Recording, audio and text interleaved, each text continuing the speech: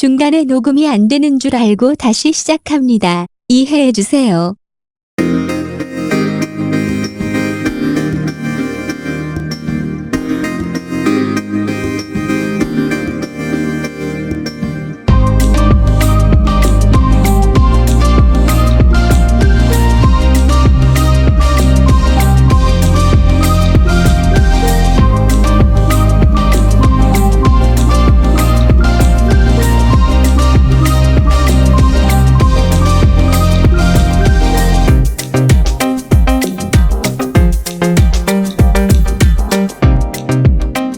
되는데 틀어놓고 딴짓하면 자꾸 맥락을 놓쳐가지고 되도록 대감고 하다가 뭔가 이제 제대로 집중해서 나중에 들어야지 하고 몰아놓다가 몇 개 밀렸거든요. 네, 수준 높은 강의 감사합니다. 그 문쌤님이 이번 주에 본인은 의도한 건 아닌데 그 이제 여러분들을 위해서 다시 한번 요약 정리를 해주시면서 여러분들이 이거를 단순히 그냥 내가 알아두면 좋은 교양이다가 아니라 여러분에게 정말 필요하기 때문에 하는 거다. 여러분이 살기 위해서 필요한 것이다라는 거를 열변을 토하시다 보니 마치 화를 내는 것처럼 녹음이 됐는데 샤우팅하는 것처럼. 학교 다닐 때 선생님들이 왜 이 좋은 걸 니들이 몰라서 이렇게 많이 화를 내셨죠? 이영훈 교수님처럼. 네, 그렇죠. 근데 이제 그런 느낌처럼 됐는데 절대 화를 내는 화내는 게 거 아닙니다. 아닙니다. 네. 혹시 그러니까 근데 물론 이제 이렇게 들려요. 제가 지금 편집을 하다가 왔는데 이렇게 들립니다. 왜 선생님들은 왜 가끔 특히 고등학교 다닐 때 이런 거 있잖아요. 뭐 내가 니들이 임마 대학 가면 내가 좋아 니들이 좋지 뭐 이런 거 있잖아요. 하면서 왜 뭐 화를 내시잖아요. 갑자기 니들이 대학 가면 그래가지고 좋게 되면 막 하면서 갑자기 하면서 수업은 진도를 안 나가시고 1시간 동안 막 화를 내시다가 종이 땡 치면 잘하는 거야 막 그런 약간 그런 분위기로 이제 가셨는데 절대 화를 내는 게 아니고 알아주세요. 절대 화를 내는 게 아니고 다 저희를 위해서. 근데 제일 중요한 건 뭐 약간 여담으로 이제 좀 얘기를 해보자면 문쌤님과 저와 이제 저희 아날람이 이제 가장 중요시하게 생각하는 건 이게 그러니까 들어놓고 알아놓으면 그냥 어디 가서 예를 들어 술 먹을 때 썰풀기 좋다가 아니라 정말 여러분한테 필요해서라는 사실 저희는 그런 문제의식을 갖고 있어요. 그러니까 그냥 단순히 그냥 내가 좀 뭐 이렇게 얘기해가지고 어디 술 먹고 야 너 그거 알아? 뭐 하면서 요즘에 뭐 아이돌이란 게 이런 게 세계 너 마르크스 뭐 이런 게 아니라 정말로 우리가 사는 데에서 필요한 부분에 대한 인사이트를 조금이라도 더 확보해보자. 약간 이런 차원에서 일종의 필수 교보제인데 근데도 불구하고 외면이 되고 있는 것들을 저희가 이제 찾아낸다라는 의미로 하고 있는 거라서 조금은 더 이제 좀 이렇게 좀 같이 좀 잘 들어주셨으면 좋겠고 왜냐면 저 얼마 전에 어제도 유 교수한테 연락을 했어요. 너 오냐? 올 수 있냐? 오늘 오실 수 있냐 여쭤봤었거든요. 근데 이제 오늘은 저기 딴데 저기 다른 저희 은사님이 은퇴하시는데 그 파티가 있다 그래가지고 뭐 저는 안 갑니다. 근데 어쨌든 그런 그 유 교수가 그런 얘기를 하더라고요. 그러니까 좀 올해 그 친구 지방대니까요. 그 인구 절벽 때문에 벌써 수시가 빵꾸래요. 지방대 쪽은 다. 애들이 없대서 아마 5, 6년 안에 정리될 것 같고 그러니까 이게 처음엔 이런 얘기로 시작한 거예요. 뭐냐면 인문대 위기다. 예술대 위기다. 그러니까 예술과 인문이 들어오는 애들이 없다. 왜? 전망이 안 좋으니까. 처음엔 그래서 문쌤님도 그러세요. 학회 가면 제일 어린 막내 술 따르는 애가 50대래요. 50대. 근데 후학이 없다는 거예요. 왜 없냐 했더니 추천을 못 해주니까. 전망이 자기도 어두운 거 아는데 내가 추천을. 근데 그런 식인데 그럼 이제 이런 인류가 쌓아놓은 그런 좋은 학문이 사라지는 건 둘째 치고 우리가 그런 단위로 얘기했던 거예요. 처음에는 뭐 예를 들어 사학과, 연영과가 없어지는 거야. 그게 아니라 그 나라가 없어지는 그런 단계 이렇게 통째로. 그래서 수시 예전에 같으면 이제 그런 건 특히 연극학과 같은 경우는 정원이 적고 전국에 있는 과가 적으니까 나름 이제 차는 편인데 예대 같은 경우는 그런 건데 왜냐면 애들이 배웠으니까. 근데 그게 이제 수시가 슬슬 하나씩 빵꾸 난다는 건 이제 말 그대로 인구절벽 속에서 대학교가 이제 하나둘씩 망해간다는 거죠. 어제 그랬잖아요. 류 교수님이 이게 그러니까 대학 교수 이거 내가 얼마나 해야 될지 모르겠다. 무슨 소리 하시냐. 정년퇴임 하셔야죠. 막 이랬더니 학교가 없어질 것 같다고. 이래서는 내가 하고 싶어도 그 말씀을 하시더라고요. 네, 이게 약간 다른 얘기인데 좀 약간 옛날에 있었던 비극적인 사건 윤일병 사건 있잖아요. 예, 윤일병 사건. 그것도 네. 사실은 인구 절벽에서 비롯된 일이잖아요. 옛날에는 예를 들어서 한 100km만 넘으면 군대를 안 갔어요. 성격이 좀 이렇게 좀 잔인한 성격이 드러나거나 심리 검사에서 군 생활을 하기엔 좀 굉장히 군대에서 나약하거나 유순할 것 같다. 이런 사람들은 다 공익이나 면제나 방위로 빠졌거든요. 숫자가 많으니까. 근데 지금은 90% 이상을 다 꽉꽉 채워 보내요. 이게 그 전시 네. 독일보다도 징집률이 현재 예, 높다고. 맞아요. 근데 그 군대 TO는 필요한데 군대에 안 가야 될 사람들을 다 보내니까 이제 그런 사건이 터지고 부적응자들이 나오고 자살이나 괴롭힘 예, 이런 사람들이 나오는 거죠. 그것도 인구 절벽의 한 결과죠. 그것도. 네. 저번 주에도 말했지만 노키즈존을 향해 가고 있는 우리나라에서 저희들이라도 나는 아이를 낳을 수 없지만 내가 키즈가 되겠다. 징그러운 소리 하지 마요. 왜안 소름 돼? 돋는 소리 하고 있어. 아니, 섬뜩한 섬뜩한 얘기를 하고 있어요. 아 방금 그럼 이제 일단 시작을 해볼까요? 우리 네. 박 박사님 이 얘기한 김에 요 질문을 앞으로 좀 올리겠습니다. 그러면은 네. 이제 2부 시작할게요. 모든 교양은 남 얘기죠. 안 물어봐도 알려주는 남 얘기 아날람 168회 방송 2부 시작하겠습니다. 아날람 저희 오늘 송년회 밤 방송이죠. 2019년을 정리하는 송년회 밤 방송. 이동규 대표님, 안녕하십니까. 박 박사님, 네, 안녕하세요. 홍대선 작가님, 안녕하세요. 안녕하세요. 쇼우십니다. 아 이제 좀 조금 이제 술 한 잔 드시고 아까랑 다르게 아, 되게 우아한 분위기입니다. 여기 못 보시는 분들은 상상도 못할 네. 우아한 분위기에서 와인도 드시고 계시고 네. 엄청나게 지금 다들 되게 비싼 드레스 입고 오셨습니다. 꽃방석에 앉아 계십니다. 맞습니다. 네. 자, 지금 이런 말을 해서 지금 제가 질문 순서를 잠깐 바꿔보겠습니다. 올해 기억에 남는 아날람의 드립은 무엇이냐? 뭐야? 드립. 아, 저는 아날람의 올해 드립. 참고로 박 박사의 마이크로소프트 최저임금이 제일 기억에 납니다. 근데 제가 좀 놀란 게 얘랑 20년 지기 선후배 친구인데 얘가 그런 말 하는 걸 처음 들어봤어요. 네. 마이크로소프트 뭐야? 너무 놀래가지고. 그런 말씀 하실 때 또 그 얘기했잖아요. 저도 이제 덕분에 알게 돼. 그래도 우리 몇 년 됐잖아요. 근데 사석에서는 전혀 그런 말 안 하세요. 근데 방송만 하면 자꾸 아니 방송만이라고 해봐야 그때 한 번밖에 안 했어요. 뭐라 그래? 아니야. 그래도 했어. 브라이언 싱어 노래 한 곡 말이 하시죠. 노래하네요. 뭐 최저임금, 아. 뭐 주옥 같은 최저임금 드립들이 대표님이 그냥- 시켰잖아.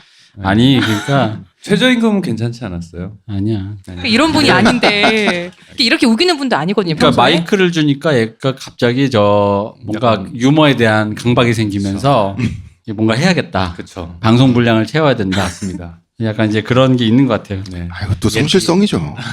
이 저희 팔로우해 주시는 분들 중에 이제 개그도사 이상님이라는 분이 트위터에 이런 말씀을 남겨주셨어요. 개그도사요? 네. 도사예요. 아니 그분은 옛날에 딴지일보 게시판에서부터 활동을 해서 지금은 주로 트위터죠. 정말 10년 이상일 거예요. 그 아재 개그 외길을 걷고 계신 분이세요. 그러니까 진짜 간별사. 권위자네. 찐이에요, 찐. 아날람 마이크로소프트 드립 이후 박 박사님 말씀에 그 어느 것도 귀에 들어오지 않는다. 딱 이분 취향이거든. 어떤 아니야. 말도 신뢰할 수 없다. 나에게 박 박사님은 반박자 빠른 박 박사님이 아닌 반백년 늦은 개그감의 박 박사님인 것이다. 개그 적폐가 되버렸군요. 네. 박 박사님이 최불암 개그를 친다 하여도 더 이상 놀라지 않을 것이다. 참고로 이분에게 적폐 취급을 당한다는 거는 개그로서 예, 굉장히 심각한 겁니다. 아 그렇군요. 이게 조커 깔 때 왜 화내는지 알 것 같아요. 자, 어때요? 네, 뭐 제가 열심히 해야죠. 뭐 다른 방법이 있겠습니까? 열심히 더 강하게. 네, 네. 좀 연구를 해보. 저도 사실은 이걸 제가 개발할 리가 없잖아요. 이제 오다 가다 눈에 걸린 걸 한번 얘기를 해봤는데, 네, 조심하도록 하겠습니다. 아니 근데 이 개구도사 이상님이란 분은 이분이 살고 있는 세계는 21세기가 아니거든요. 거의 YS는 못 말려 그 시대거든요. 이분은 근데 그분한테 적폐 소리를 들었다. 예, 거의 뭐 일제 강점기가 아닌가. 시원님, 그렇게 이분 생각하고 트위터 있습니다. 계정이 있는 거예요? 네. 네, 있어요. 그럼요. 아, 네, 좀 개인적으로 DM 좀 보내봐야겠네요. 네. 자, 시온님은 그럼 올해 네. 드립은? 딱히 생각나는 게 없는데요. 아, 그래요? 네. 저는 역시 어쨌든 제가 이 대본을 적어왔으니까 네. 우리 박 박사에게 내년 안시상을 줄 생각입니다. 예? 뭐? 예? 드립상. 안시상 드립 부문. 뭐 수많은 경쟁자가 있었는데 역시 뭐 이렇게 너 지금 누구랑 경쟁하냐면요. 본인이 주 100시간 노동할 자유를 달라 그분과 경쟁하고 계세요. 지금 아 민경욱이요? 수상자 후보가 그분이랑 경쟁하고 계세요. 그러니까 명예롭다. 명예롭죠. 그렇게 알고 계세요. 영예 그 자체네요. 어쨌든 마이크로소프트 최저임금 네. 브라이언 싱어 노래 한번 하시죠. 아 주옥 같네요. 지금 해도 네. 다 제가 본인- 그런 얘기를 다 했다는 거죠 지금. 그죠. 아, 자, 기억이 안 나네. 빨리 해보세요. 네. 마이크 브라이언 싱어 노래 한 곡 하시죠. 한 번만 해주세요. 네? 브라이언 싱어 노래 한 곡 하시죠. 네. 네. 슬프네. 아 그거는 괜찮았던 것 같은데 네. 반성하겠습니다. 아니 반성하시라는 거 아니고 상 받을 거라니까. 거부하겠습니다. 네. 자, 그렇습니다. 자, 그리고 그 다음 질문. 딴지에서 20년 이상 서식하면서 필독을 보아온 사람이라 전향이란 단어를 써왔다. 필독님 전향에서 뭐 어디서 어디로 전향한 거예요? 북에서 오셨어요? 뭐 탈모에서 발모로 이게 전향했어요. 지금 뭐 뭐 어디야? 아니 그러니까 그 필독은 필드독이라고 들게라는 원래 딴지일보 제 그 기자 생활할 때 닉네임인데 이제 이분이 필독은 전향한 거냐라고 하시는데 글쎄요 전향이란 단어가 너무 비장하잖아요. 북에서 내려와야 전향 아닌가요? 그러니까요. 네. 거의 근데 뭐 이게 원래 전향이란 단어가 우리 사회에서 쓰였던 거를 한번 생각을 해보면 이 남과 북이 정말 살벌하게 대치하고 있을 때 전향이란 단어가 나왔거든요. 우리 병사가 그쪽에 넘어가거나 그쪽에서 우리에게 귀순자가 나오거나 하면 지금 귀순이라 그러는데 옛날에는 귀순도 아니고 요새 탈북자라 그러죠. 그냥 세터민이라 그러는데 옛날에 전향자라 그랬어요. 그 전향이라는 게 정말 사상을 완전히 버리고 정말 적한테로 가는 걸 전향이라 그랬어요. 그래서 운동권에서 전향이란 말을 정말 나쁘게 썼죠. 왜냐하면 비전향 장기수 때문에. 그러니까 왜 비전향 장기수란 말을 관해서 쓴 건데 왜 썼냐 하면 너네는 빨갱이니까 전향을 해야 되는데 아직 전향을 안 해서 너네를 감옥에 가둬두고 있겠다 그래서 비전향 장기수거든요. 그러고 나서 거꾸로 비전향이라는 말이 운동권에게는 굉장히 자기 신념을 지키는 고독한 늑대 같은 그런 로맨틱한 말이 됐어요. 그래서 이제 전향이란 말을 아직도 진보 진영에서 많이 써요. 제가 전향했냐라는 말을 올해 되게 많이 웹이랑 그 민주당 그래서- 쪽의 비판적인 입장이어서 예, 그렇게 페이스북 뭐 이런데 뭐 딴지일보 기사 이런데 민주당과 청와대 비판적인 기사를 몇 번 썼어요. 그 이후로 너 전향했나라는 말을 이제 지금까지 듣고 있어요. 그래서 하셨어요? 아니 저는 전향을 하고 말고를 떠나서 민주당 저는 아직 여전히 문재인 정권을 지지는 합니다만 비판할 건 내가 이거 동의를 안 해. 그럼 왜 동의 안 하는지 내가 쓸 수 있는 거잖아요. 그 전향이란 말은 너무 비장하잖아요. 이거 아니면 저거밖에 없어요. 굉장히 적대적인 말이고. 되게 진영 논리에 입각한 태도긴 예, 하죠. 그러니까 전향이란 말은 마치 이런 것처럼 저한테는 들려요. 지금까지 내가 계몽되지 않은 채 혹은 사익을 추구하면서 살아왔지만 이제부터는 정의를 위해 살겠어. 내지는 그 반대의 의미로 그 반대 의미로 이제 네. 그 부와 권력을 위해 악을 저지르겠어. 마치 그 셰익스피어의 리처드 3세에 나오는 유명한 대사. 나는 이제부터 악인으로 살기로 하노라. 뭐 이런 거 같은 게 전향처럼 저는 느껴지거든요. 제 생각에 좀 낡은 단어가 아닌가라고 생각을 해요. 그 전향을 했냐라고 질문을 하신다면 하지도 않았고 안 하지도 않았어요. 전향이란 단어를 쓰기에는 전향이란 단어가 너무 극단적이다. 이렇게 생각합니다. 근데 여기에 이제 쓰여 있는 그 행간은 그건 거죠. 이제 앞에 전제. 나는 네가 내 편인 줄 알았다. 이거죠. 그렇죠. 이제 제가 요새 이제 어떤 황당한 그걸 봤냐면 제가 이제 딴지일보 김호준 총수님한테 횟수로 5년 동안 월급을 받은 사람인데 이제 그 전향자 취급을 하는 거예요. 어떤 취급을 하냐면 이제 딴지일보 김호준 총수의 팬은 저를 배신자 취급하시는 분들이 있어요. 그리고 약간 좀 보수적인 이런 분들은 살아있는 양심 취급을 해요. 어떤 느낌인지 아시겠어요, 이게? 예. 김어준 총수와 사적인 관계가 이렇게 있음에도 불구하고 이렇게 용기 있는 목소리를 내는 우리 사회에 젊은이가 있다, 우리 사회에 희망이 있다, 뭐 이런 분들도 있는 거예요, 보수 쪽에. 그러니까 저는 그 모든 거에 대해서 웬만하면 대꾸를 안 하려고 하고 있어요. 어떤 말을 해도 그러니까 전혀 저와 다른 세계에 있어가지고 대꾸하기 좋은 말이 있잖아요. 본인이 만든 거. 뭐. 전향했잖아. 종교를 만들었는데. 종교를 만들었는데. 왜 예를 들어 이슬람 교회에서 기독교를 개종했다. 전향했다. 저도 개종했다. 대순진리고 내가 스스로 교주가 되겠다. 좋네요. 그거는. 그럼요. 그렇게 대꾸하면 되죠. 네, 그렇게 대꾸하겠습니다. 필독은 전향했습니다. 네. 요건 삭제해서 필독 전향했습니다. 대답하는 것만 홍 넣어서. 작가는 전향했습니다. 그리고 전향보다 더 나쁜 단어 있죠. 변절. 변절이란 단어는 더 그건 좀 심하잖아요. 예. 잘 어울리는데? 내가 잘 어울린다고? 어째서? 변절자 이런 거. 변절자? 변절이란 단어. 변절도 진짜 어려운 겁니다. 기회가 그런 기회가 안 주어져요, 잘. 그러니까 어떤 큰 기회, 그러니까 내가 어떤 큰 거에 몸담고 있고, 그거를 배반을 때릴 수 있는 기회라는 것도 내가 되게 중요한 사람일 때나 오는 거예요. 배신을 했을 때 돌아오는 게 커야 변절도 하는 건데 내가 내가 변절하고 전향하거나 말거나 나에게 아무도 관심이 없는데 그리고 그 타이밍을 아는 것도 재능인 것 같아요. 네 그렇죠. 그럼요. 갈아탈 그러니까 타이밍을 아는 거. 이 종교에 좀 오래 교회나 다니시는 분들 느낌이 오시겠지만 그게 약간 소명 비슷한 거예요. 기회가 오는 거는 나의 의지와 아무 상관이 없어요. 봉 작가님은 아직 기회가 없어서 변절 못했다. 봉 작가는 그래서 본인이 만들었다. 내가 여러분 종교를 대선 진리교로 만들어서. 대선 진리교에 길이 다가오실 없으면 길을 기회는 만들어 가려고. 열려 있습니다, 여러분들에게. 네, 다음 질문 가겠습니다. 그러네. 대표님, 아 진짜요? 감사합니다. 각오는 있었는데 아까. 맞아요. 감사합니다. 그럼 여태 얘기한 거는 다 없었던 일이 되는 거네요? 네, 그것도 괜찮습니다. 또 해야 되는 걸 모르고. 아니야 소중한 우리가 방송할 때 네. 스튜디오에서 이런 일이 있을 때는 했던 얘기를 그대로 다시 했거든요. 네. 근데 지금 앞에 심했던 게 관객분들이 그거지. 옛날에 계신데 드라이브 그 방송 그 영화 했던 거 하나가 통으로 다 날아가서 다시 통으로 다시 그대로. 근데 맨 처음에 그거 다시 드라이버 혹시 들어보시면은 드라이브. 드라이브? 응. 맨 처음에 저희가 어쩌고저쩌고 웃어요. 다시 똑같이 해야 되니까. 대본이 그대로야. 숫자는 마이크 하나. 네, 다시 그놈할게요. 이런 일도 있어요. 이런 것도 목격하시네요. 그러게요. 네. 모든 교양은 남 얘기죠. 안 물어봐도 알려주는 남 얘기. 아날람 168회 방송 2부. 아날람 2019년 정리하는 송년회 반 방송 시작하겠습니다. 이동기 대표님, 안녕하십니까. 박 박사님, 안녕하세요. 홍대선 작가님, 안녕하세요. 안녕하세요. 시옷입니다. 여러분 그 1시간 만에 방송이 늦었네요. 모두 너무 훌륭하세요.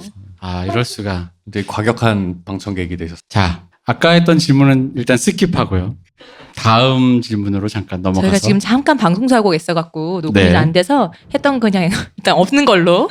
그 보통 이렇게 그 안 나오는 거는 그 현장에 오셨던 분들이 게시판에다가 그 나노 후기 이래가지고 그 적는 경우도 있거든요. 예, 뭐 꼭 그러시라는 건 아닌데 그런 사람도 있더라. 예. 네 이런 질문이 왔습니다. 근데 저희한테 오는 것 같아요. 저희 둘한테. 영화를 볼 때 스포일러는 상관없이 감상하신다고 하셨는데 어떤 의미에서 스포일러와 상관없이 영화를 즐길 수 있나요? 그러니까 아마 질문의 내용이 스포일러를 알아도 영화를 그냥 상관없이 되게 재밌게 본다. 그게 어떻게 가능하냐. 아마 이제 그런 질문인 것 같습니다. 근데 저희는 진짜 사실 어느 순간부터는 스포일러는 상관이 없거든요. 뭐 누가 범인이야? 물론 이제 그 범인이야 했을 때 그거를 아는 거는 그건 좀 아쉽죠. 뭐 아쉬운데 근데 그렇다고 해서 딱히 감상에는 지장이 없어요. 자 어떻게 생각하십니까? 그러니까 스포가 중요한 작품도 분명히 있긴 있는 것 같아요. 그러니까 예를 들어서 여기서 식스센스 얘기하면은 이제 그쵸. 전방이 뭐 스포잖아. 그거나 뭐 유주얼 서스펙트나 이런 거는 유주얼 서스펙트. 왜냐면 이렇게 자라나는 분들도 새로 또 그 네, 영화를 그러니까. 보실 분들이 있기 때문에 그치. 그런 작품은 사실 중요한 거 인정해요. 인정하고 이제 제가 보기에 그런 게 중요한 작품들은 저도 조심은 하려고 하는데 요즘엔 좀 강박적으로 그 무슨 저기 뭐야 그 관상에서 수양대군이 왕된다며 뭐 이런 거를 스포 취급하는 수양대군이 세조래매 이것도 네, 스포라 거의 그 그러고. 수준 제가 볼 땐 거의 그 수준인데 그 예고편에도 이미 나올 정도고 짐작이 가능한 어떤 내용도 스포 취급을 하는 건 좀 과한 것 같다는 생각을 일단 하고 그리고 둘째로는 그 범인이 밝혀지는 게 중요한 거 맞아요. 중요한 거 맞는데 그런 게 있어요. 그러니까 모든 미스테리는 범인이 밝혀지는 순간이 제일 시시해요. 그러니까 중요한 거는 범인을 찾아가는 과정에서의 드라마지 범인 자체가 아니고 범인을 궁금하게 만들수록 미스테리는 대부분 망합니다. 대부분의 미스테리는 범인이 그래서 누구야 세상에 무슨 답이 나와도 어차피 등장인물 중에 하나겠지. 예. 그러니까 이거의 비근한 예로 그 옛날 엑스파일이 Truth is out there 하면서 했던 말은 외계인이 진짜 있는 건지 외계인이 있다고 정부가 그냥 조작한 건지 갖고 10년을 끌었잖아요. 그 순간 되니까 나중엔 잘 생각해보면 둘 중에 하나가 돼도 시시한 거예요. 이거를 백악관이 꾸민 음모라고 해도 시시하고 실제로 외계인이 있었어. 외계인이 있구나지. 외계인이 있었으면 뭐 어쩔 건데. 그냥 그걸로 이제 그 긴장감으로 가는 거지. 예, 그래서 J.J. 에브람스 같은 기획자는 안 보여줘 버리잖아. 아예 안 보여줘 버린다고. 그러니까 그 사람이 왜 그러겠어요. 그러니까 보여주는 순간 기대감이 사라지고 재미가 그 시시해지기 때문에 중요한 건 시시하다 시시하지 않다는 사실은 범인이 밝혀지기 전에 이미 결정이 돼 있어요. 범인이 생각도 못한 정체 이러면서 나타난다고 해도 그것 때문에 영화가 충격적이고 드라마가 충격적이었던 경우가 있었나? 라고 해보면 전 잘 모르겠어요. 그러니까 그게 충격적으로 만드는 것 자체가 테크닉이기 때문에 이미 거기서 결정이 돼서 재미는 사실 이미 거기에서 결정이 됐기 때문에 누가 범인이다, 누가 얘기 어떻게 끝났다라는 거는 그게 중요하면 중요한 만큼 그건 이미 실패한 얘기다라는 게 일단 저의 생각이고, 그게 사실은 글 쓰는 사람조차도 그런 함정에 많이 빠져요. 그러니까 얘기를 만들 때 그런 그 범인을 중요하게 만들면 만들수록 뒤에서 수습을 할 방법이 없어요. 그렇기 때문에 얘기를 만들 때 이미 그 전에 최대한 긴장감을 올리고 누가 범인이 됐을 때 최대치로 재밌게끔 만드는 구조가 완성이 돼 있어야 범인이 누가 돼도 재밌는 건데, 누가 범인이 돼야 충격적일까라는 방식으로 고민을 하기 시작하면 얘기가 미궁으로 빠집니다. 그러니까 그런 의미에서 저희가 스포라는 거가 평가하거나 감사하는데 큰 방해가 안 된다는 거고, 그렇지 않은 작품도 있다는 거 인정합니다. 근데 또 네. 그런 것도 있어요. 그러니까 저희가 완성도, 사람을 갖다 놓고 찍으면은 그게 생각보다 말이 되게끔 만들기가 어려워요. 왜냐면 나랑 똑같은 사람이기 때문에. 그런 상황에서 만듦새가 중요하면 뭐가 있냐면 이런 거죠. 예를 들어 박 박사가 범인이면 박 박사가 범인으로 만들라고 여기까지 이렇게 쌓아왔구나로 쾌감을 느끼니까 박 박사가 범인인지 아닌지 궁금한 관심이 없는 거예요. 그러니까 제가 예를 들어 이 영화에 박 박사 범인인 걸 알고 들어갔다고 해도 저는 그게 궁금한 거. 어떻게 박 박사를 범인으로 몰고 가는지 멋있게, 효과적으로, 시시하지 않게. 그러면 충분히 영화를 즐길 수 있거든요. 근데 이제 그게 아니라 나를 놀래게만 해줘, 혹은 나를 뭔가 그렇게 해줘라고 이런 식으로 영화를 보면은 사실은 그 마지막에 그 시시한 순간을 같이 마주하게 되는 거죠. 물론 그럼에도 불구하고 식스센스 아주 유주얼 서스펙트. 유주얼 서스펙트 굉장한 영화였죠. 예, 그래서 사실은 이제 학교 다닐 때 어떤 교수님은 유주얼 서스펙트가 사기다, 이건 서술 트릭도 뭣도 아니고 그냥 사기다라고 하신 분도 분명히 있었어요.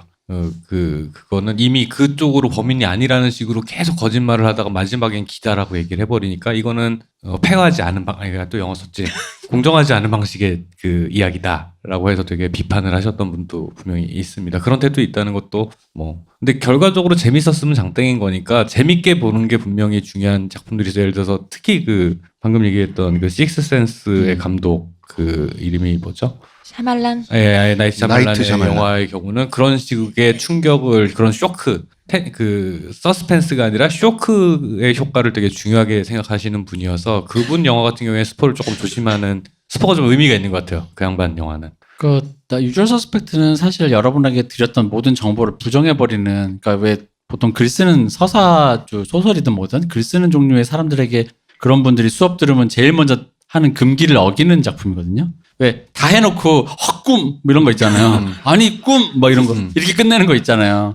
그걸 원래 그렇게 못하게 해요. 그냥 관객과 나와의 게임에서 관객에게 충분히 그래놓고 아니다라고 그냥 말아버리면, 그러니까 내가 이기려고 진짜 내가 치팅 같잖아요. 치팅 같은 거죠. 그러니까 그러면 안 된다라는 거죠. 관객이 충분히 근데 이제 방금 말씀하신 나이트 샤말란 같은 경우는 아닌 경우도 있지만 주로 초기작인 경우는 바로 그걸 되게 잘해낸, 이 정보가 그런 의미로 쓰였는데 근데 이게 다른 관점으로 보니까 그 의미만 아니었네? 약간 이런 식으로 많이 이제, 그러니까 연출력이 훨씬 뛰어난 거죠. 퍼즐을 짜맞추듯이 하니까요. 그런 종류의 트릭을, 그러니까 반전이라는 게 사실은 생각도 못한, 못 보던 면이 뒤집어져서 드러나는 게 아니라 같은 걸 이과 쪽 관점에서 보고 있던 걸 시선을 일로 뒤집으니까 같은 그림을 보는데 전혀 다른 내용이 되네. 그러니까 되게 잘 만들어진 반전이란 말이죠. 근데 그걸 단순히 아예 안 보여주고 있다가 난 이거를 짐작도 못하고 있었는데 뒷면을 갑자기 보여줘. 이거 보고 반전이래. 라고 하는 건 저는 그거는 아니라고 생각하는 거고, 진짜 제대로 된 잘 만들어진 반전이라는 건 시각을 이렇게 돌리면 이런 다른 모양이 보인다라는 관점. 그래서 샤말란 영화는 제가 좀 조심하고 있습니다. 네, 샤말란 영화는 근데 요즘 들어 좀 그렇죠. 제 최근작은 거의 네. 안 봐가지고 옛날 작품들은 그랬던 것 같아요. 네. 아니, 왜냐면 아직도 기억나는 게 식스센스의 스포는 말할 수 없으니 그러면 정말 아무것도 아닌 걸로 무섭고도 멋있었다고 느꼈던 장면이 나중에 또 텔레비전에 나오면 한번 보세요. 왜 아이가 귀신을 봤다라고 하면서 엄마가 이렇게 쫓아 들어갔을 때, 주방으로 들어갔을 때 싱크대에 모든 장들이 달려 있거든요. 근데 진짜 별거 아니거든요. 그냥 그 CG도 모두 필요 없잖아요. 그냥 스텝이 가서 열어놓으면 되잖아요. 그리고 찍으면 되잖아요. 근데 정말 단순한 걸로 이렇게 사람 심리를 쫙 그거 보고 저희가 그때 이 사람 진짜 영화 잘 찍는다라는 생각을 했었는데, 그런 아주 훌륭한, 그런. 그래서 저희는 사실 뭐 스포일러는 상관없습니다. 왜냐면 진짜로 알고 보면 그래? 그런 효과를 어떻게 주는지가 궁금해라고 보면 되거든요. 저는 추리소설 되게 좋아하는데 어릴 때는 그냥 이제 마지막에 범인 나올 때까지 쭉 봤는데 어느 순간 초반에 얘가 범인 맞나 하고는 중간도 안 읽다가 이제 뒤에 범인을 확인하고 저는 다시 읽어요. 그러면 마음이 되게 편해져요. 그래 이렇게 해서 가는구나. 얘가 맞네. 이렇게 요거를 요렇게 몰아가는구나. 이래야 된단 말이에요. 근데 아까 말씀하셨던 것처럼 스포일러라는 것에 대해서 너무 광역으로 너무 광범위하게 생각하는 것 같아요. 요즘은. 근데 이제 스포일러에 대한 혐오가 어느 시점부터 이제 좀 이렇게 나오기 시작했잖아요. 네네. 그러니까 제가 나이를 먹었다라고 제가 느끼는 게 뭐냐면 확실히 세대 차이가 느껴져요. 스포일러를 지금의 20, 30대 젊은 층이 우리 세대가 느끼는 것보다 정말 더 싫어하는 것 같더라고요. 그러니까 내가 돈 내고 정말 화를 내더라고요. 소비자 권리라고 생각합니다. 가서 돈 내고 봐야 되는데 음. 아무것도 모르는 프레시한 상태로 가서 보고 싶은데 사전 정보 없이 가고 싶은데 뭔가가 미리 정보가 들어오면은 그것 때문에 내가 10원어치라도 재미가 떨어졌다라고 생각을 하는 것 같아요. 방금 대표님 말씀하신 소비자의 권리라는 네.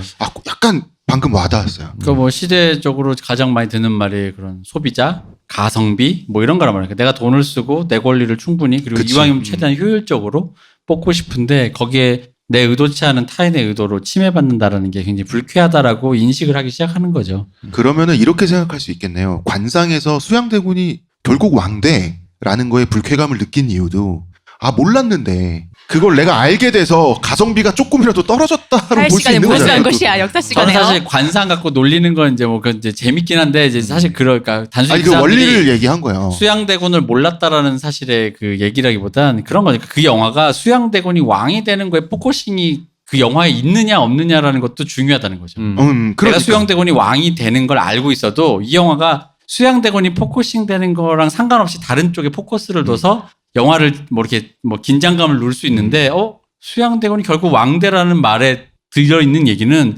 수양대군이 왕이 되는 과정 속에서 뭔가 비극이나 이런 게 벌어지겠구나라는 게 뭔가 다 짐작이 되잖아요. 사실은 결국 정해졌어라는. 그러다 보니까 그런 것까지 그냥 광역으로 생각해서 나의 그걸 침해했어라고. 결국은 그조차 가성비가 떨어지는 네, 그렇죠. 정보가 된다는 거지. 네. 뭐 그렇습니다. 자, 다음 좀 길어졌습니다. 다음 질문은 오래 잊을 수 없는 피드백은 무엇이냐? 아날람에게 주어진 피드백. 제가 개인적으로 하나를 꼽아봤습니다. 다른 분들이 어떻게 생각하시는지 모르겠지만 제 개인적으로 제가 제일 인상 깊었던 거. 울트라 초상님께서 꿈에서 아날람 이 대표가 내 짬뽕을 한 입만 먹자 해놓고 반 이상을 흡입하고 오설로 가서 나만 아이스 아메리카노 시켜주고 반띵하자고 함. 너무 리얼해서 꿈에서 욕할 뻔함. 좋은 사람인 줄 알았는데. 또 하나가 또 있습니다. 저번에 일본에서 저희 보러 와주신 그 와시안님이 해주신 트와이스의 데뷔곡 우아하게가 일본 사람들이 듣기에 조금 그랬다. 하게가 대머리. 대머리입니다. 일본말로. 맞아. 그 얘기는 옛날부터 했어요. 우와 대머리 뭐 이런. 우아 대머리로 들릴 수 있다. 그래서 남성 만들어 달래 팬들이 심지어. 남성 팬들이 듣다가 깜짝깜짝 놀래는 그런 게 있답니다. 이게 제가 생각해 올해 제일 참신했습니다. 근데 이 대표님 나오는 꿈은 네. 이분은 꿈을 굉장히 구체적으로 꾸시는 것 같네요. 저랑 만난 거죠. 저를 거의 상상하신 게 이거는 아니라 1년에 저랑 한 번 만난 끝나는 거죠. 컬러 꿈이다. 너무 나를 묘사를 잘해놔서 정말? 실화 쓴 줄 알았어요. 나 진짜 내가 언제 만났나? 나 이런 생각을 했습니다. 내가 썼나? 네. 울트라 초초상님께 뭐 다른 분들은 뭐 기억나신 피드백이 있으신가요? 그때 듣고 잊어서 아, 보고 그래요? 있으니까. 저는 이렇게 저는 기억나는 피드백이 있습니다. 네. 뭔데요? 그 앞에 계신 분들이 모른 척 해주셔야 돼요. 음. 네. 누군가 저를 보고 변절자라고. 아, 여러분 빨리 방송 모른 사고 척 하세요. 났던 그 부분에서. 네. 네, 방청객분들께서 아직은 좀 모자르시네요. 아직 방송이 다 완전히 오르시지 않으셨는데. 네. 네. 여러분 지금 아까 술 드시고 지금 아직 너무 지금 술 깨신 거 아니에요? 조금 반응이 더 드셔야겠어요. 변절자는 말을 듣고도 이렇게 반응이 없다니. 근데 변절자는 대표님이 했잖아요, 아까. 뭐 왜? 네 언제요? 뭐. 전향자라 그랬잖아요. 아, 그 말씀해주시면 맞아, 전향자로 맞아. 했고 변절자는 대표님이 했으니까. 근데 변절자란 소리도 들었고 저는 올해 전향자란 소리도 들었는데 그러니까 변절이든 전향이든 너무 어감이 비장하잖아요. 예. 그때 네. 이게 드디어 방송이 들으셨네. 아, 잘했어요. 네. 예. 근데 이게 사람들 앞에서 한 얘기 또 하려니까 아니, 되게 이거 그러네 진짜. 안 하면 되죠. 그만해. 하지 마. 그러면 하지 안 맙시다. 하는 걸로. 네. 자, 그 다음에 트위터에서 꿈에 트와이스가 우리 집에 놀러 왔다. 비록 꿈이지만 자랑하고 싶다. 박 박사님 보고 있나요? 아 근데 그런 게 있어요. 그 꿈영업이라고요. 그 왜 배우든 연예인이든 관심 전혀 없다가 꿈에 갑자기 나타나면 그날부터 좋아지는 그런 경우가 나만 있나? 아니야. 나 있어. 있어요. 아니, 난 이게- 많아. 네. 어. 아니 그럼 이게 거의 흡사 네. 공자님의 꿈의 주공을 배웠노라. 네. 뭐 아, 거의 이 진짜 정도 수준인데 지금. 저도 전혀 옛날에 누구였지? 배우였는데 하여튼 그 고등학교 때인가 대학교 때 진짜 그냥 오다 가다 조연 정도 하는 여배우였는데 인상에 남았었나 봐요. 꿈에 나타나는데 제가 그날 꿈에 한번 나타나서 설렌 감정을 느낀 이후에 그때부터 그분 몇 작품 나오시다니 그것만 막 이렇게 찾아서 비디오 가게 찾아보고 이랬던 되게 기억이 이상하지 있어요. 않아요? 네. 깨고 나면 내가 네. 딱히 관심도 없던 사람인데 왜 얘가 꿈에 나왔지? 내 찐팬은 내 최애는 안 나오고. 네, 맞아요. 너무 설레지 그러니까 않아요? 그런 경험을 하면 프로이드 믿게 된다니까. 저도 안 믿어져요. 그러니까 내 본심이 그건 따로 아니야. 있는 거야. 그럴 리가 없어. 엄청나게 설렜는데 네, 이분도 그래서- 지금 설렜겠습니다. 그래서 이거를 그냥 그 꿈영업이라는 말을 쓰기도 해요. 그래가지고 아. 최고의 영업이라고. 네. 꿈에 나와주는 거 네, 네. 아. 최고네. 요것도 있었습니다. 추가로 최근 주목하고 있는 음악과 영화가 있으시면 추천해 주세요. 아니 그거 하지 마. 뭐 그거 하지 마. 뭐래? 그거 얘기하려 그랬지? 뭘? 요들송 부르는 그. 아 요들송을 부르는 게 아니라 못 불러요. 듣고 있다고. 요들송을 듣고 있다고요? 예. 아, 아니 유튜브를 찾아서 요들송을 부르는 그 일본 할아버지를 듣고 있잖아요. 아, 나한테 속으로 보냈잖아요. 예, 타케오 이시라고. 예, 근데 대표님 이렇게 되게 좋은 거 보내드렸는데 별로 반응이 없으시더라고. 여러분도 그러니까 지금 하지 말랬지. 여러분도 들어보시면 압니다. 제가 그분의 가치를 폄하하는 게 아니라 그 뭐랄까 그러니까 맥락도 없이 갑자기 톡으로 이런 걸 들어보시래요. 그래서 그게 노인분이래요. 그래서 이게 무슨 또 한쪽 장르에 뭔가 일가를 이루신 분인 것 같아. 클릭을 했더니 이거 들었어. 그게 저도 그게 제가 이제 아이즈원이 해체되고 나서 새로운 해체 안 했어요. 왜 이래요? 그러니까 거의 막 지금 이렇게 되고 나서 활동을 지금 그러니까 중단함으로. 걔는 그러니까 해체라는 말을 쓰지 않는다. 네. 내 말이. 이렇게 좀 이렇게 힘들게 되고 나서 역시 고전 옛날 걸 들어야 된다. 변하지 않는다. 망하지 않는다. 옛날 거는 이런 생각이 들어가지고 옛날 음악이 뭐가 있을까 했는데 정말 우연히 요들송을 들었어요. 정말 우연히 요들송을 들었는데 너무 마음이 위안이 되는 거예요. 그래서 요들송을 이렇게 이렇게 보다 보니까 그 독일에 건너가서 독일 여성분과 결혼해서 요들송 가수로 독일 현지에서 독일어로 성공하신 일본인 노인분이 계신 거예요. 그분의 덕질을 요새 하고 있습니다. 네, 이분 제가 돌아가시는 거 아니야? 홍 작가님을 이렇게 볼 때 홍 작가님은 사실 누구 좋아하면 덕질이라는 표현은 쓰시면 안 돼요. 홍 작가님 덕질이라는 표현을 쓸 만큼은 하지는 않아요.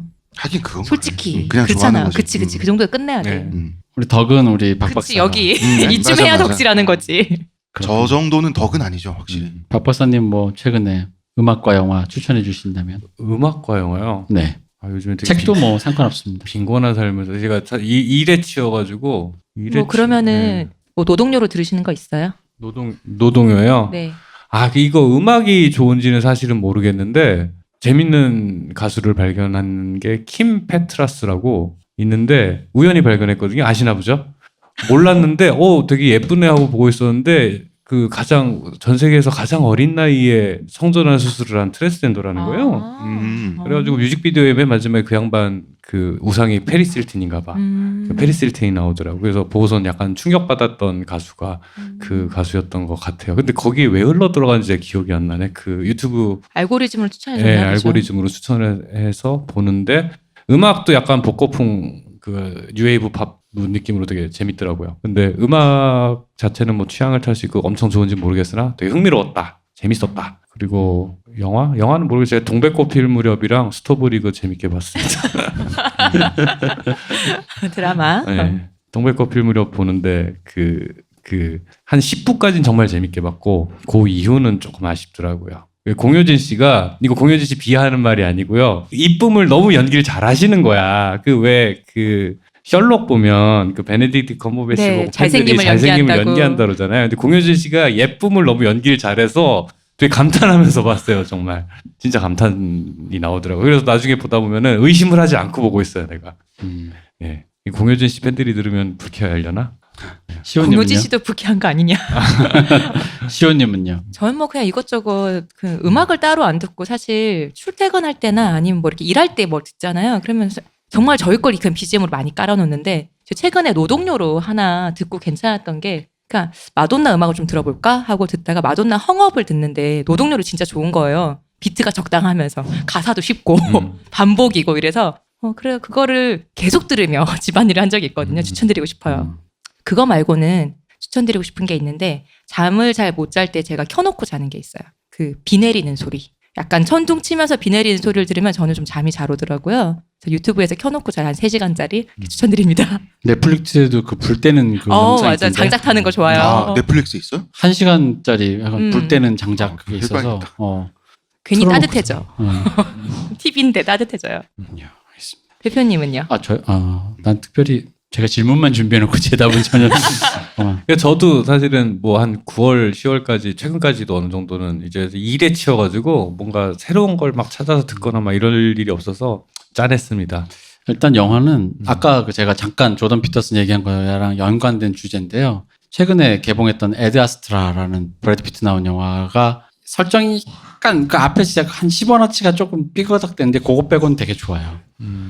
그거 있다. 그 라이브즈 아웃 요즘에 네, 재밌다면서요. 근데 그 감독 데뷔작일 거예요. 아마 그 브릭이라는 영화, 라이언 존슨이랑 브릭이라는 영화가 되게 신선합니다. 그리고 또 있다. 말하다 보니 생각났다. 그 감독님 저기 그 콜미 바이 유어 네임 감독님의 네. 그 다음 작품으로 서스페리아 이게 원래 70년대 자일로 무비라고 공포 영화 있어요. 서스페리아 리메이크한 거거든요. 근데 이제 서스페리아가 워낙 유명한 공포 영화다 보니까 그렇게 유명한 영화책에 나오는 영화를 리메이크하냐 했는데 원작보다 더 좋습니다. 정말 훌륭한 영화입니다. 저 보다가 공포 영화인데 보다가 울었어요. 마지막에 보다가 정말 감동적인 장면이 나오는데 언젠가 한번 다뤄볼 생각이에요. 서스페리아 좋았고 콜미바 유어네임도 좋았었어요. 네. 이렇게. 에드 아스트라 카우보이의 노래. 몇 번 얘기하셨잖아요. 넷플릭스에 예. 카우보이의 노래. 카우보이 노래니까 나 음악 추천해드리고 싶은 거 생각났습니다. 카우보이의 노래는 영화입니다. 짐 캠펠롱고라는 그 미국인 기타리스트가 있습니다. 근데 이분이 노라 존스랑 같이 하는 그 밴드 마스터이자 기타리스트예요. 그러니까 약간 뭐랄까 노라 존스보다 훨씬 연배 약간 나이 중년 아저씨인데 제가 이걸 듣고 제 평생에 제일 이해하기만 제가 이제 다가가기 어려운 네이티브 아메리칸이 아니니까 다가가기 어려운 장르가 컨트리였는데 왜 컨트리를 듣는지 왜 우리 엄마가 트로트를 들으면서 이러는지를 알았어요. 약간 실험적인데 컨트리가 근데 그렇다고 왜 진짜 막 바이올린 치고 막 빠브라빠빠 이게 아니고 되게 실험적으로 하는데 어떤 그런 뭔가 한번 만약 음악 좋아하시는 분들이 한번 빠져보시는 게 어떨까. 노라 존스의 기타리스트 짐 캠필롱고 일단 이렇게 정리를 하고요. 그 다음에 잠시만요. 질문이 왜 이렇게 많죠? 송 작가님이 예. 올해 주목하시는 탈모 신인은? 일단 제가 2명을 뽑았어요. 연예계 1명, 정치계 1명. 예. 정치계는 자유한국당의 민경욱 의원. 예. 왜냐하면 민경욱 의원은 옛날부터 탈모였어요. 그 사람 나이가 있으니까. 근데 올해 그분이 제 눈에 들어왔다. 예, 연이은 망원으로. 저는 황교안 대표님이 그 탈모가 아니라는 사실에 굉장히 크게 실망했습니다. 저도 굉장히 실망했고요. 기대했는데. 이 사람 나중에는 분명히 이 사람, 썰에 그랬단 말이에요. 황교안 대표가 가발이란 썰이 돌아서 제가 들은 얘기는 황교안 대표가 가발이란 썰이 돌아서 기자들이 물어보니까 황교안 대표가 그런 얘기는 나중에 밝힐 기회가 있을 때 합시다 하면서 마치 질문을 유예한 듯한 태도를 보였다. 그러니까 탈모가 맞다 이랬단 말이죠. 그죠? 근데 삭발을 했어. 예. 말이 안 됐었는데 탈모가 아니었던 거잖아요. 삭발했으니까 탈모가 아니었는데 그걸 가지고 이제 또 지금 음모론이 심었다. 음모론. 음모론자든 예, 그렇죠. 탈모론을 끝까지 버리지 그러니까 못하고 탈모론을 처음 의심하고 유포했던 기자분들 중에 예. 그러니까 본인이 만든 믿음을 아직 포기하지 아니하시고 심었다. 그렇다면 그 중간에 심은 거다를 또 밀고 계신 일군의 기자들이 있어요. 한 명이 이탈자도 예. 용납할 수 없다. 한 명이 이탈자도 용납할 수 없다. 역시. 근데 제가 이제 정치계에는 민경욱 의원, 그 다음에 연예계에는 황광희 씨를 뽑았는데 누구요? 황광희 씨. 장이? 예. 작년에 해병대 전역하고 나서 살이 쪽 빠져서 이제 올 초부터 연예계에 복귀하셨는데 왜 그랬냐? 저랑 민경욱 의원이랑 광희 씨가 정말 비슷한 탈모예요. 정말. 근데 황강희 씨는 살을 너무 많이 빼가지고 다이어트 근데 그것도 탈모 있어요. 아닐까요? 근데 이제 머리카락이 얇아지고 이제 전반적으로 여기가 비어가면서 제 입으로 제가 말하기 슬픈데 그 민경욱 의원님은 저랑 이 빨래 넣는 방법도 동일해요. 보면은 완전 동일해. 체질도 동일하고 스타일도 동일하고 정말 똑같아요. 위에서 보면 이렇게 텅 비어 있고 그렇게 보면 앞에- 약간 관상적으로도 약간 그러니까 가만히 봤는데 생긴 것도 저랑 좀 비슷한 거예요. 느낌 있네요. 저랑 목이랑 팔다리만 좀 짧지 그 양반이 전반적으로 저를 약간 늙게 만든 다음에 이렇게 압축해 놓으면 민경욱 같은 거예요. 그래가지고 눈두덩이 약간 눈두덩도 살짝, 약간 몽골리안 눈 있죠. 예, 약간 엄마한테 혼날 때 이거 말고 이걸로 혼날 수 있는 거. 딱 그것도 똑같거든요. 근데 민경욱 의원을 선정한 거는 일단 이분이 올해 제 눈에 들어왔고 그 잇따른 망언과 말도 안 되는 발언으로 제 귀에도 들어왔고 그래서 유심히 봤더니 나의 미래인 거예요. 외모부터 헤어스타일까지. 근데 빨래를 넣는 방법이 정말 동일한 게 일단 여러분 민경욱 의원 이따가 쉬는 시간에 찾아서 보세요. 최근 사진 저랑 헤어스타일 똑같아요. 이게 뭐냐면 머리를 더 기르잖아요. 그러면은 머리카락이 밑으로 내려오죠. 여기가 눌려요. 눌려서 더 없어 보여요. 그래서 짧게 깎아야 돼요. 앞머리는 조금 남겨서 이마를 좀 가려야 돼요. 그리고 이거를 약간 삭삭삭삭해서 일부러 자연스럽게 이렇게 된 것 마냥 이렇게 돼야 돼요. 그리고 머리를 깎을 때 그냥 깎는 게 아니라 옆뒷머리는 민경욱 의원 바로 그렇게 한 겁니다. 좀 더 깎아요. 그래야지 이걸 더 안 깎으면 여긴 남고 여기는 꺼지거든요. 여기가 더 머리가 없으니까 그 레고가 돼요. 근데 동그랗게 하려면 옆뒷머리, 소갈머리를 쳐줘야 돼요.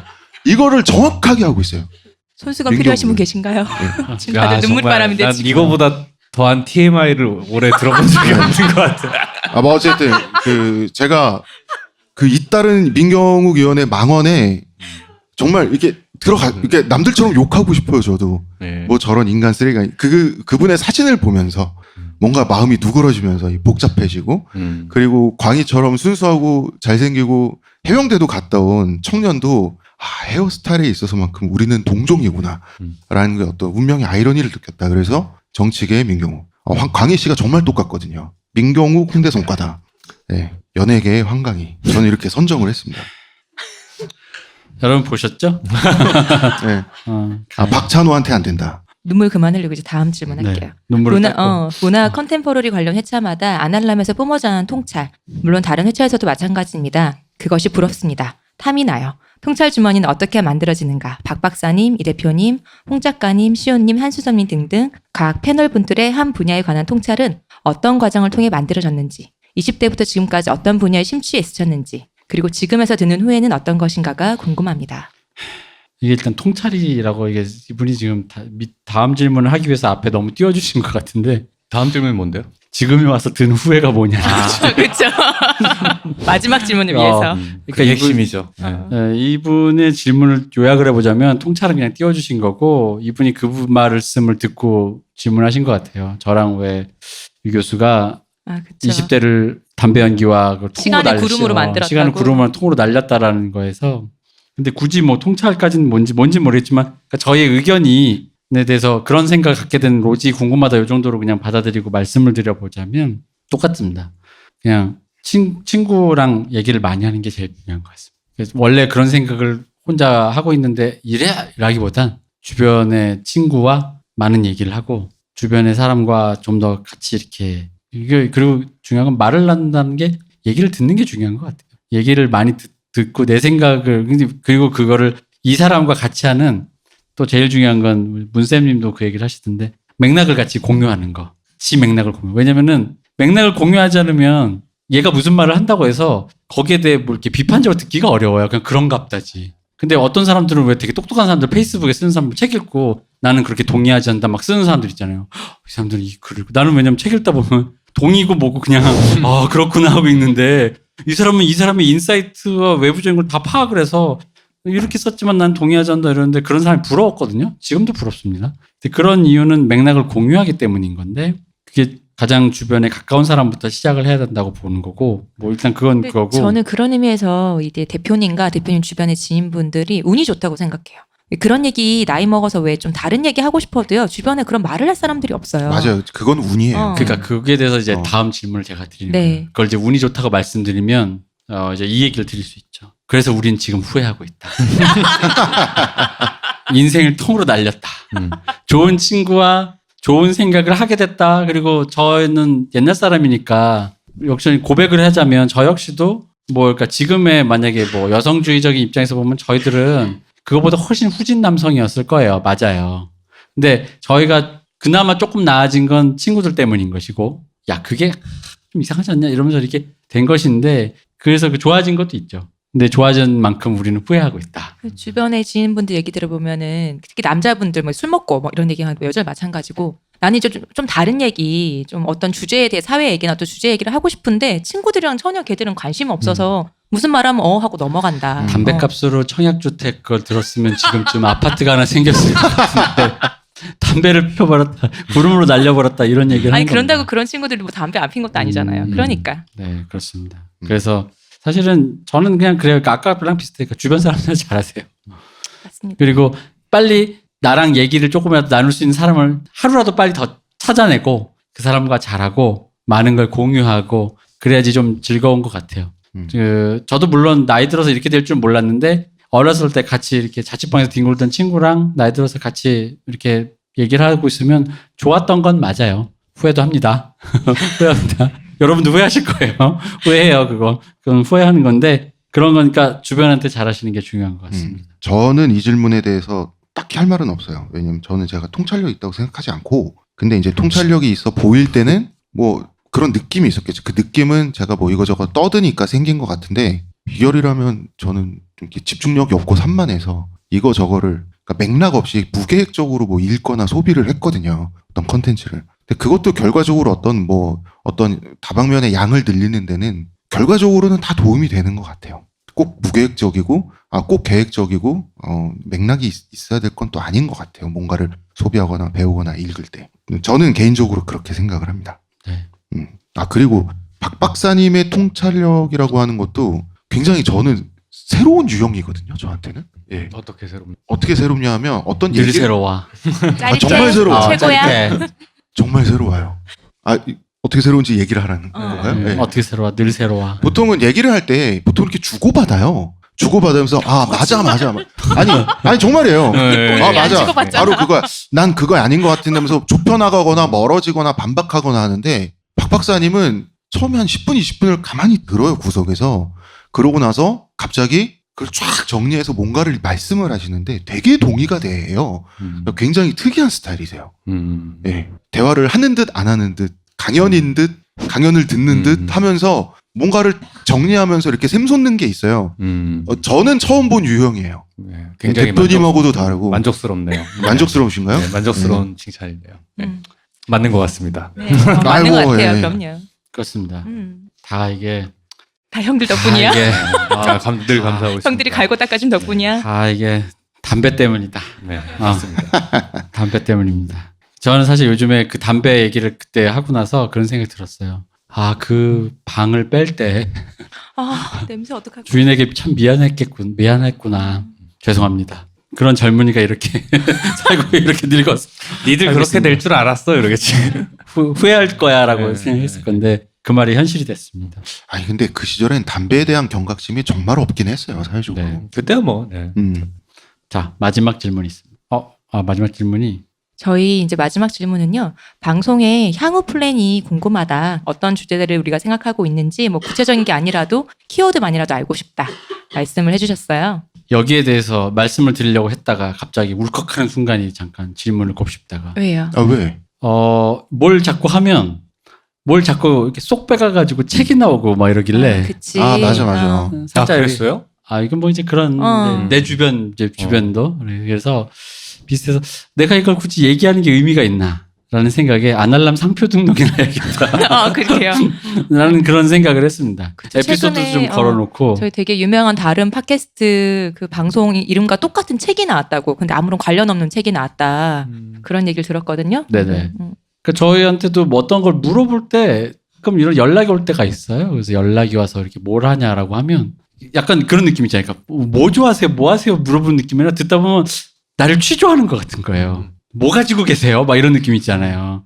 그래서 뭔지 알 것 같다. 네. 그래서 약간 그런데 어쨌든 뭐 그거는 그거고 내년에 뭐 할 거냐라고 이제 아직 뭐 크게 생각을 해놓은 건 없지만 이제 정해놓은 건 아까 말씀드렸듯이 저는 제가 남자니까 여성 패널들을 모시고 남자 얘기를 일단 해보려는 기획을 하고 있어요. 그러니까 여성의 눈으로 그러니까 전 사실 남자가 되게 다른 의미로 이 시대에 되게 중요한 화두라고 생각해요. 이거 어떡하지라는 게 있어요. 약간 좀 그런 게 있어요. 그래서 근데 이거를 그 흔히 말하는 뭐 좀 다른 흔히 말하는 그 레디컬한 입장에서 보면 저 사람들을 배제하다 이런 게 아니라 어차피 우리 동료 시민이니까 이게 우리가 어떻게 이해를 해줘야 되는가. 근데 아까 말씀 조던 피터슨이나 에드 아스트라라든지 그 영화를 다 제 느낌엔 다 같은 맥락이었어요. 같은 맥락의 같은 주제였어요. 어떡하지라는 거였거든요.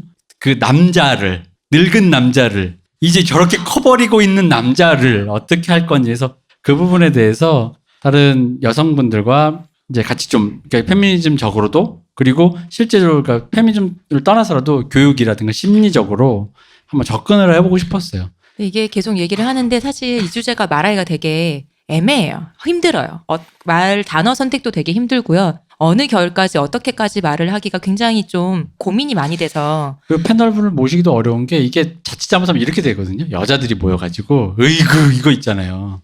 아니면 혹은 저 또 지금 또 남자 얘기들을 언제까지 남자 얘기만 들어야 돼? 라고 또 생각할 수가 있단 말이에요. 그래서 그거를 중심을 잡기가 너무 어려워갖고 또 우리가 또 평소에 다른 패널을 모시게 되면은 평소 우리처럼 얘기를 많이 해서 우리 서로는 공유하고 있는 게 있는데 새로운 분이 오시면 이제 다 우리가 잘 모르잖아요. 그러니까 어디서 어떻게까지 말씀을 하실지 모르겠으니까 그게 또 되게 조심스럽더라고요. 그래서 고민이 많긴 한데 해보려고 생각 중이긴 해요. 네, 그래서 뭐 일단 가시화를 시켜보는 차원에서 내년에는 조금 더 동료 시민의 관점에서 한번 남성에 대해서 그리고 여성에 대해서 한번 좀 더 얘기를 해볼 생각이고요. 저희 작년에 한다고 했다가 안 했던 에피소드들 있잖아요. 뭐요? 뭐 유나바머라든지 유나바머. 뭐 그것도 있었고 마인드 헌터. 그래서 내년에는 좀 더 많은 뭐랄까요? 더 많은 활동을 좀 해서 좀 해야 될 것 같아요. 방송을 이제 한참 저희가 이제 내년이면 꽉 채운 4년이 되는데 처음에 아날람 할 때는 에피소드가 정말 매회 급급했어요. 뭐 할지 모르겠고 그럼 이 얘기를 또 어떻게 해야 될지 모르겠고 그랬는데